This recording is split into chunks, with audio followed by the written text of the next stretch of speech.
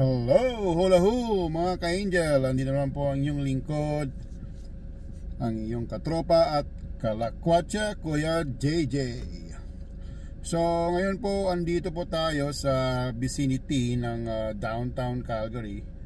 So iikot ko po kayo saglit sa kung saan yung mga sikat na street, kung saan andun po yung mga sikat na bars, mga restaurant, at saka yan po yung usually pinupuntahan pagka weekend, especially Friday at saka Saturday. So tara po, iikot ko po kayo saglit kung ano po ang meron sa Calgary na sikat sa mga bars, yung mga kumbaga sa atin happy, kumbaga Ermita, Malate, mga Quezon Avenue, kumbaga ganon. Tara po, samahan niyo po ako. So ayan po, ito po ay mga bahay na malapit po sa downtown. So atin pong magtitignan at saka magte-turn right po tayo dito.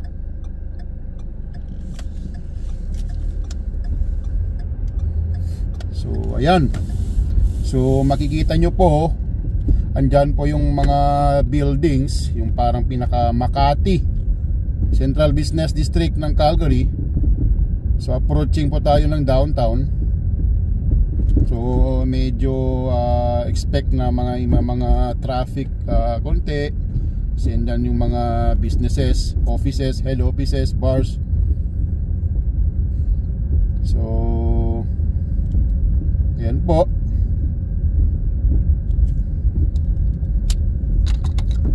Yan, may mga construction. Magtatayo na naman yata ng condo. Tulad po na sinabi ko, marami pong lumilipat sa Calgary. So, kailangan talaga, demand talaga yung matitirhan, yung mga houses, mga townhouses, mga units, ganun, mga rental property. So ito po yung 17th Avenue. Ayan po, makikita nyo po dyan, yan po, 17th Avenue Southwest. Andito po yung sikat na mga bars, mga pubs, mga restaurant, mga coffee shops, mga tindahan din po, mga clothing, ganon, sari-sari. So ayan po yung National, isa sa mga top pubs sa Calgary. Marami po siyang branches sa city. Yan po yung isa sa mga pinupuntahan. So turn left po tayo dito. So medyo busy na naman ang construction. Sasamantalahin nila yung weather na maganda para mas maganda yung pag-repair ng mga roads, tsaka iba't ibang kailangan ayusin sa city.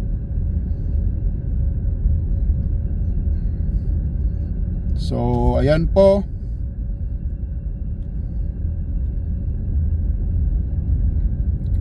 So ayan, kikita nyo naman, bukas po yan, mas busy yan kasi Friday. Talagang maraming pupunta dito. So makikita nyo po, may mga construction tower crane na naman na so magte-turn right tayo dito kasi road close. Mayroon sigurong mga construction dyan. So hintayin po natin na clear kahit naka-green tayo, na walang pedestrian. So go po tayo. So ayan. Ayan po. So na-reroute tayo dahil may construction doon. So ito na po yung sa downtown Calgary. So marami pong one way dito. So kailangan pong itignan natin yung mga signs para hindi po tayo marong direksyon. Ayan po, makikita nyo, marami na namang lumalabas na mga tao na may aso. So kumbaga naglalakad-lakad na naman sila dahil maganda yung panahon. So turn left po tayo dito.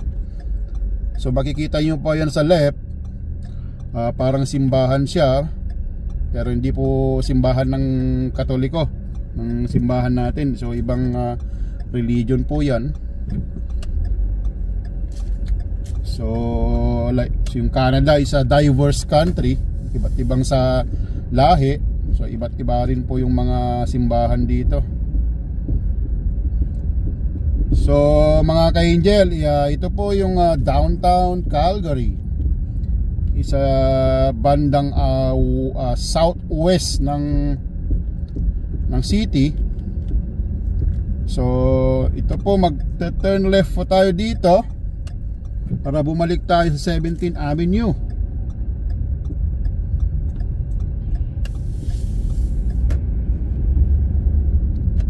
So ayan, turn left ulit tayo dito. So para bumalik tayo doon. Actually po, mahaba po yung 17th Avenue na yan, 17th Avenue Southwest. Ang dulo po yan sa west is abot po yan ng Stony Trail, yung bagong bukas na last segment po ng Ring Road. Tawag nila Ring Road or Stony Trail. Yan po yung parang kumbaga sa Pilipinas sa C5, kasi circumference siya, pa-circle siya, iikutin niya ng city. So kaya tinawag na Ring Road, kasi yung ring is bilog po yan, kaya tinawag siyang Ring Road. So sa east side naman po, yung 17th Avenue Southwest na yan, isaabot po siya ng hanggang malapit sa Blackfoot Trail. So mahaba po yan. Yung Blackfoot is malapit na sa Deerfoot Trail, another freeway na naman ng Calgary, na nasa gitna po siya ng city. So middle. Yung pwesto naman po yung Deerfoot Trail. So ayan po, 3-way stop. Kung sinong mauna, mag-giveaway po tayo. So since dumating kami nauna pa ako ng konti, kaya nauna po ako. So ayan, papansin nyo po, kabi-kabilaan yung mga construction sa downtown, sa Calgary, all over the city actually. Talagang nagbo-boom ngayon yung Calgary. Dahil marami talagang mga businesses, head offices na lumilipat dito. Nagtatayo ng branches. Kaya ganun. So tsaka plus na rin po yung mga condominium. So ayan, babalik po tayo ng 17th Avenue. Turn left po tayo dito. So green siya. So abot pa po tayo dyan kasi may numbers naman, 7, 6. So abot po tayo dyan. So pay attention po kayo pag may mga ganyang construction, may mga sign na ganyan, na yung kulay pula na yan, na 2-way. So pumasok po kayo lagi sa right nya. Otherwise, marong direksyon kayo kung pumasok kayo sa left. So nakikita na naman po yung movement ng car na medyo masikip. Tsaka yung kabilang direction is nasa kabila, sa left.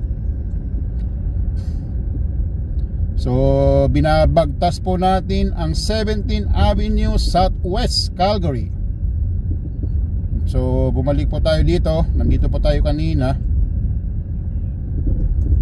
So ayan po yan, papansin nyo pa sa left, parang mga inaayos naman po yan. Dahil magsasummer na. maglalabas sila ng mga tables, mga chairs sa natabi ng mga vase, kasi dyan po additional space para sa mga pupunta sa bars. Usually ganyan po sa Calgary, parang kumbaga piyesta. At isa pa po, malapit na rin po pala yung Stampede. Yung kumbaga sa atin is parang piyesta o parang carnival sa atin na maraming mga rides, ganun, events, concert. So, antabayanan po rin nyo yan. Magkakaroon po tayo ng video at ipasishare ko po sa inyo kung ano po yung yearly events ng Calgary na Stampede. So, napakasaya po din yan. So, dahil yung COVID medyo na-outcome na natin, naging parte na ng buhay, kaya bumabalik na naman po yung mga businesses, yung sigla ng mga events, mga businesses, tulad po bago nag-COVID. So, diretso po tayo at mag-turn left po tayo doon. Tumbukin po natin yung pinakadulo nito.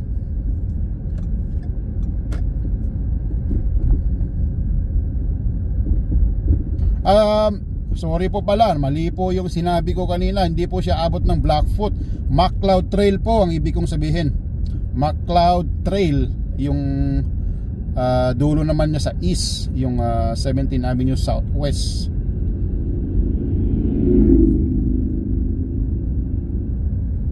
Sinsya na po, tao lang.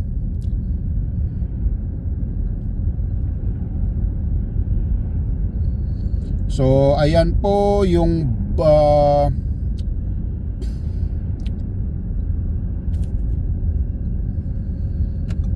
so mag-turn left po tayo dito dahil bawal yung mag-turn left doon sa dulo kasi ginawa nilang one way.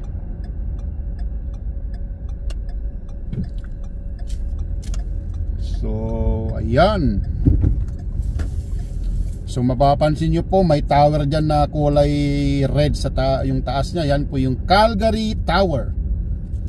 Pag pumunta po kayo dyan, makikita nyo yung 360 view ng Calgary, especially sa downtown.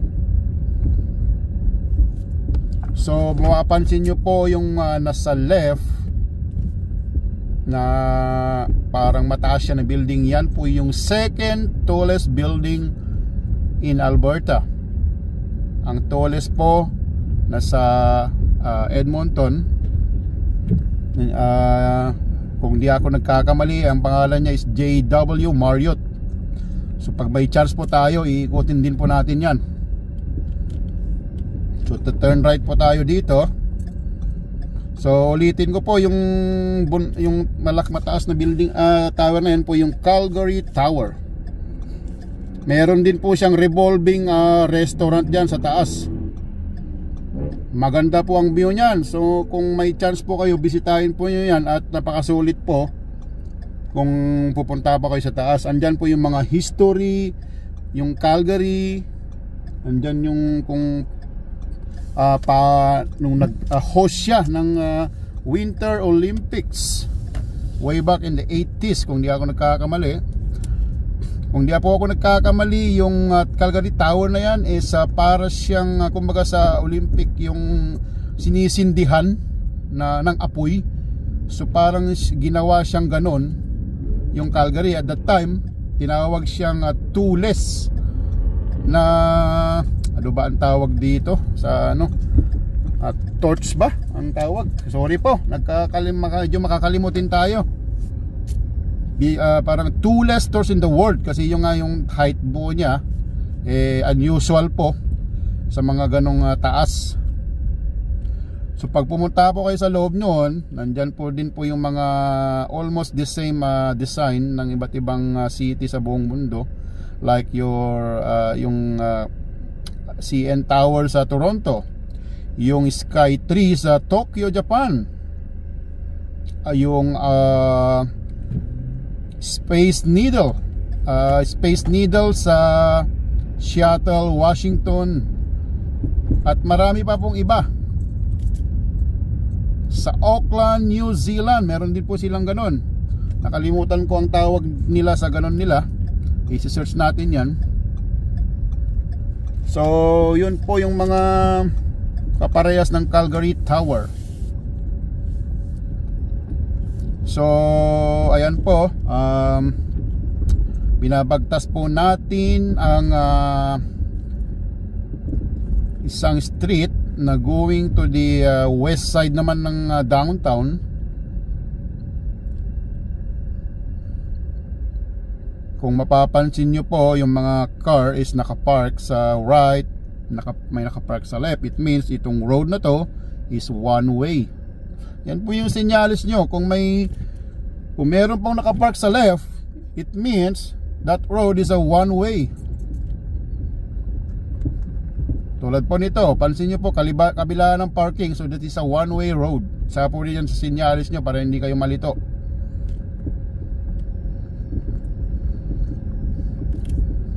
Ayan. So ayan po yung city bus. Minsan po sumasakay po tayo dyan pag ayaw kong mag-drive. May yung train nila. So turn right po ako dito para makita po natin yung ibang place ng downtown.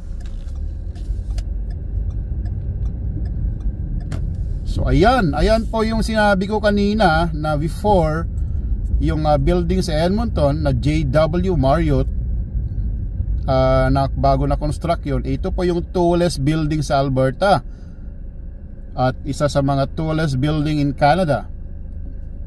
So nasa around more or less 250 meters yung height niya. So almost the same yung height ng PBCom Tower sa Makati, na tallest building in the Philippines before. Pero ang ngayon na yata sa Pilipinas is the Shangri-La Tower yata sa Fort Bonifacio ng mataas. So correct nyo po ako kung mali ako, comment lang po kayo dyan. So ito po ito rin po marami po rin pong barge dito. So i-stop ko po para mas lalo yung ma-view.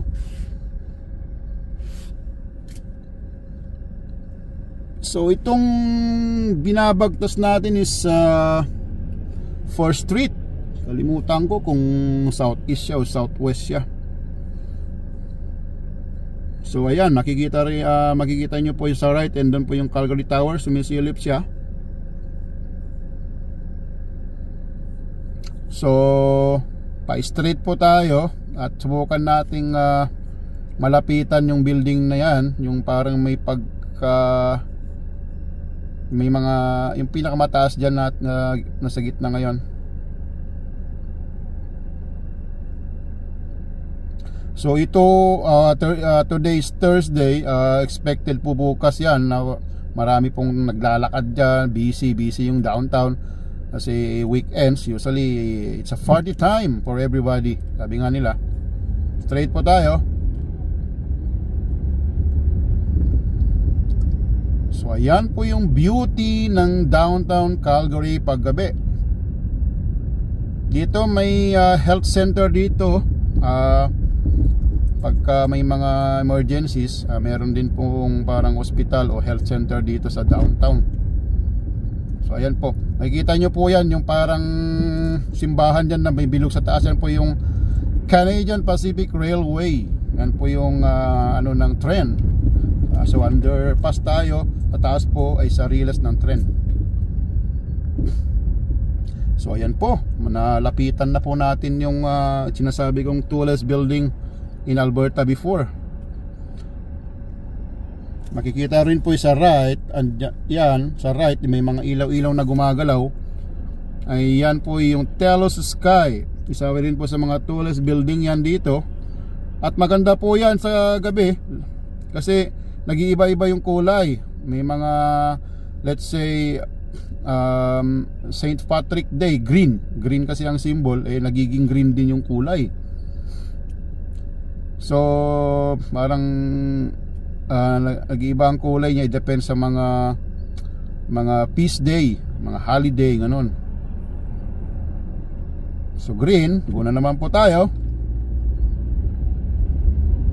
Ayan. So pag dito po sa may, ayan, yung may traffic light na yan, ay dito po yung mga bars din. Marami rin dito. Dito po yung St. Stephen or 8th Avenue. Mali yata ako. Sa St. Stephen Avenue tawag nila. So ito po yung realest ng trend. Tatawid po tayo. So ayan po, kung mapansin nyo po, malawak po yung downtown ng Calgary. At mayroon po kayong mababahay, mapapansin nyo po yung mga building, may mga bridge ya. Yung mga bridge na yan, you know, yeah. Yan, yung mga tulad nito, may bridge siya. Yan, yung may bridge na yan. Kung hindi ko ako nagkakamali, ang City of Calgary po yata yung pinakamaraming mga parang tulay-tulay na nagdudugtong sa mga building in all over the world.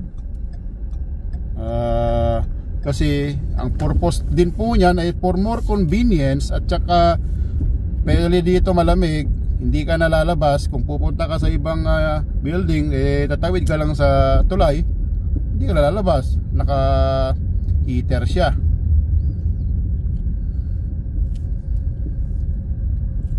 So yun po yung mga purpose. So parang nabasa ko yan sa Google na yung Calgary is it has the, nakalimutan ko yung term nila, yung para yung basta yung marami siyang tulay, pinakamaraming tulay na nadudutong sa mga building niya, which is ginagaya ng ibang city sa Canada, na nakikita ko din yan sa mga ibang city na may mga ganyan sila, dahil siguro sa lamig din temperature dito, at least mas convenient, hindi na tayo bababa at tatawid tapos makapunta lang sa ibang lugar o ibang building. So ayan po, dito naman tayo sa parang sa south side na location. Ayan po yung Hyatt Hotel. So ayan po yung Calgary Tower. Kagandahan sa Calgary Tower, kung let's say pansin ko po yan, let's say Independence Day ng Pilipinas, nagiging red o may red, blue, ganyan siya. Parang magbibigay respect kung anong country ang may Independence Day sa araw na yan. So ayan po yung downtown Calgary. Papansin nyo po, malinis, walang ganong kalat, organized, yung parking organized. So pansin nyo po, pag nagdadrive ako, walang mga masyadong sumisingit o walang lumalabag sa traffic rules, giveaway like that. So yan po yung isa sa mga kagandahan dito sa Canada. Almost all over the country, sumusunod po sila sa rules ng traffic. So ayan po, approaching tayo ng Calgary Tower. Ayan. Ayan. Ang katabi po niyan is a Marriott Hotel. Kaya mapapansin nyo, may mga taxi dyan na naka-line up para magantay ng mga sasakay from that hotel. So ayan po, may mga yellow taxi. It's like in the Philippines. So ito po yung Stephen Avenue. Ito yung sabi kong long stretch na yan, marami rin mga bars dyan, mga restaurant na sikat at masasarap ang mga pagkain. So magta-turn left po tayo dito dahil one way na naman siya. So like I said, be patient po lagi, at wala pong mawawala kung mag-giveaway po tayo. Ayan ang Calgary Tower. So go po tayo. Ayan, mag-signal po tayo ng left. Ayan,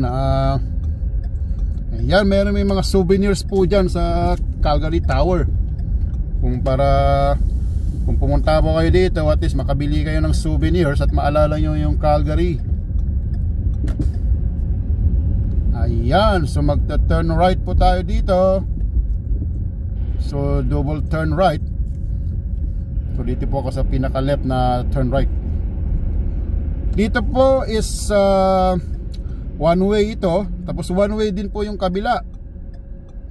So if it's clear, even if it's red light, you can turn right. Basta clear, wala siyang car. So right now red, pero pwede kasi wala, clear siya. So universal rule, if I'm not mistaken, isang universal rule yan. So ganun po, as long as one way. At pwede rin po yan sa turning left, as long as both direction are one way. So yellow, do not beat the yellow light. Pwede po tayo matiketan dyan. So be patient po. So antayin natin yung turn na naman natin na maging green, then we can go. So in the near future, kung makikita nyo may open space po dyan sa right, I'm sure tatayuan na naman po yan ng building in the future. Kasi may mga signs na parang mga for sale, ganyan. So expect na tatayuan na naman ng building yan. So green, okay, let's go na naman. So mag-change lane po ako. Advance tayo, make it sure na clear. Change lane. Kasi mag-turn right ako dun sa 13th Avenue pag kaya. Okay, signal, clear. Okay, we can turn right. Okay, so turn right po tayo dito. Ito naman po ay two-way na, so pwede tayo dito. So ayan, hanap po tayo ng pwesto para makapag-stop sandali at makapagkwentuhan po tayo. So mag-turn left po ako dito. So it's only a stop sign, so it may wala siyang 3-way, 4-way. So hindi po tayo priority. Make it sure na clear bago tayo mag-move. At walang pedestrian. Most especially pedestrian is very important. So may pedestrian, always give way to pedestrian. Mga bicycle, mga nagbabike. Tingnan nyo po, hinihintay niya po akong lumagpas bago siya mag-turn left. So ganun po, hindi po yung aggressive na left, gusto ko left, ganun. So lahat po dito sumusunod, tulad nito. So hindi po siya basta-basta nag-go. Kung hindi siya right of way, nag-give way siya. So ganun po, may kumbaga sarap po mag-drive dito dahil yung safety is andyan. So ma-red light, mag-i-straight po ako dito. So tulad po yung nasa harapan ko, nagsisignal siya ng magte-turn left siya. So hindi po yan basta magte-turn left until na hindi ko siya malagpasan or clear. So ayan po. So nag-yellow na yung kabila, at tayo lang susunod. So green, see. So hindi po yan basta magle-left. Yan. So mag-turn right po tayo dito at maghahanap tayo ng mai-stopan saglit. So ayan, dito po ay isang high school. So ang pangalan po niya is St. Mary's Senior High School. So makikita niyo po yan yung magandang parang simbahan na yan na may light sa taas. Dan po, isa po siyang katedral ng Catholic. Simbahan po natin yan. Nagsisimba po kami dyan minsan. At dyan din po bininyagan yung isa kong anak na lalaki. Ayan po, St. Mary's Cathedral. Maganda pong simbahan yan. Medyo malaki din. So ayan, dito parang meron tayong pwesto dito. Mag-stop muna tayo. Meron siyang ano, yung baka hindi yung ano ng fire hydrant. Baka di tayo pwede dyan. Dito pwede dito. Kasi may nakasign na 2 hours parking na pwede na. Ayan, so stop mo muna tayo. At magkwentuhan po muna tayo. So ayan po, ipasyal ko po kayo kahit saglit lang sa downtown Calgary, sa mga bars, sa mga street na kung saan nandun yung mga sikat na pubs, bars, restaurant at stores, at some iconic buildings ng downtown. So iikot ko po pa kayo sa mga susunod na video sa downtown, sa mga area na natin napuntahan, sa gabi, sa araw, kung ano yung view. So yun po ay parang pahapyaw lang, para at least may napapanood kayo, may idea kayo kung ano yung Calgary downtown. So yun po muna ang video natin. At hanggang sa susunod na naman po na upload natin. At salamat po sa panonood po lagi. Huwag nyo pong kalimutan na i-subscribe sana yung YouTube channel natin, Discovery Angel. So bakit tinawag ko siyang Discovery Angel? Discovery, para yung Discovery channel. Pero discovery, it means we are exploring and discovering new things, new places, o kahit anong mga good, mga helpful na information. So angel is a special name for me.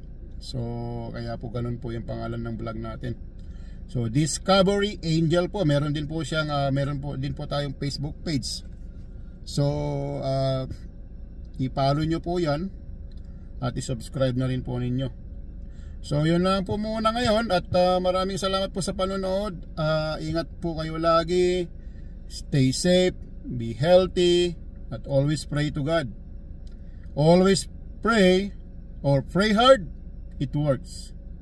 Maraming salamat po. Ito po ang iyong katropa at kalakwatsa, Kuya JJ. Maraming salamat po.